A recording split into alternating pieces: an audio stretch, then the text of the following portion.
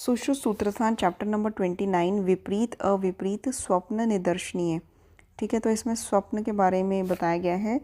तो श्लोक नंबर 3 और 4 देखिए कि जो दूत का दर्शन होता है, संभाषण, वो क्या कहता है, किस तरह का वो मैसेज देता है। ठीक है, और उसका वेश, उसकी चेष्टाएं, उस समय तिथि नक्षत्र क्या है था उस समय जब दूत मतलब कि संदेशा देने आता है, वायु, वैद्य का स्थान या वैद्य की वाणी। तो ये सब जो चीज़ें होती हैं ये रोगी के शुभ अशुभ भाव को कहते हैं कि रोगी का जो रोग है वो ठीक होगा कि नहीं।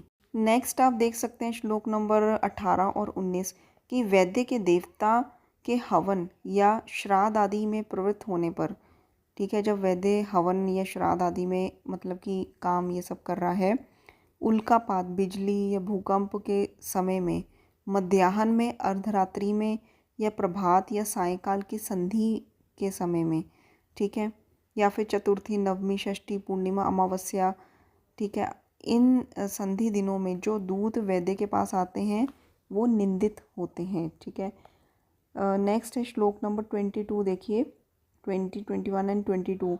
अग्नि के समीप बैठने से पसीने से व्याप्त हुए, ठीक है, धूप से तप्त हुए दूत मध्याह्न के समय पित्त रोगियों की चिकित्सा के लिए वैद्य के पास आए तो उसे निंदित समझना चाहिए। तो पित्त के मिले जुले मतलब कि लक्षण है कि जैसे कि अग्नि के पास बैठा हुआ जो पसीने से व्याप्त हुआ या धूप से तप्त हुआ जो दूत होता है, और वो भी पित्त के काल में, मध्याह्न के काल में पित्त रोगियों की चिकित्सा के लिए आए तो उसको चिकित्सा नहीं करनी चाहिए।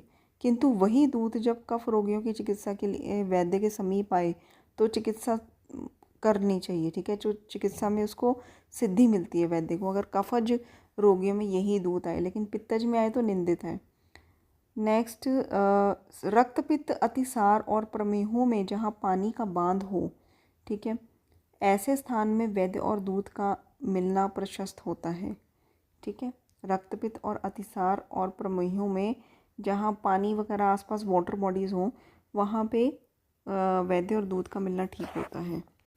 इसके बाद आप देख सकते हैं कि जैसे ग्रंथि, अर्बुद आदि रोगों में छेद्यवाचक शब्द का बोलना शुभ होता है। ठीक है, और विदृधि, जलोदर, गुल्म रोगों में भेद शब्द का बोलना श्रेष्ठ है। रक्तपित्त और अतिसार में रुद्ध शब्द प्रशस्त है। तो शब्द कौन कौन से ठीक है? जैसे ग्रंथि और अर्बुद में छेद्यवाचक शब्द ठीक होते हैं। विदृधि और जलोदर में भेद शब्द, रक्तपित्त और अतिसार में रुद्ध शब्द। ठीक है, कुछ खास नहीं है इसमें। इसके बाद श्लोक नंबर 68, 69 एंड 70 देखिए कि ज्वरग्रस्त की कुत्ते के साथ मैत्री, शोष रोगियों की बंदर के साथ मैत्री, उन्माद रोग में राक्षसों के साथ मैत्री, अपस्मार रोग में भूत प्रेतों के साथ मैत्री, प्रमेह अतिसार के रोगियों का जल पीना, कुष्ठ का तैल पीना, गुल्म में कोष्ठ पर और शिरो रोग में सिर पर वृक्ष की उत्पत्ति, वमन रोग में पूड़ी खाना, एंड श्वास तृष्णा रोग में मार्ग में चलना, एंड पांडु रोगी की हरिद्रा युक्त भोजन, रक्तपित्त रोगी का रक्तपान करना, इन सभी में रोगी मृत्यु को प्राप्त होता है। ठीक है, तो ज्वरग्रस्त की कुत्ते से मैत्री, शोष रोगियों की बंदर से मैत्री है, उन्माद की राक्षसों से, अपस्मार की भूत प्रेतों से, प्रमेह अतिसार के रोगियों का जल पीना, कुष्ठ के रोगियों का तैल पीना, गुल्म के रोगियों का कोष्ठ पेट पर मतलब कोष्ठ पर, और शिरो रोग का सिर पर वृक्ष उत्पत्ति होनी, वमन के रोगियों का पूरी छोले खाना, श्वास तृष रोग में मार्ग में चलना। ठीक है, तृष्णा है फिर भी प्यास लगी फिर भी मार्ग में चल रहा है, श्वास सांस फूल रही फिर भी मार्ग में चल रहा है।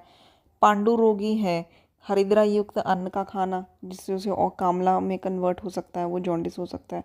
या रक्तपित्त रोगियों का रक्त पान करना। रक्तपान मतलब कि बहुत ज़्यादा जब एनीमिया, सीवियर एनीमिया कंडीशन होगी तभी रक्तपान या ब्लड ट्रांसफ्यूजन होता है। ठीक है, तो ऐसी सीवियर कंडीशंस में रोगी मृत्यु को प्राप्त होता है।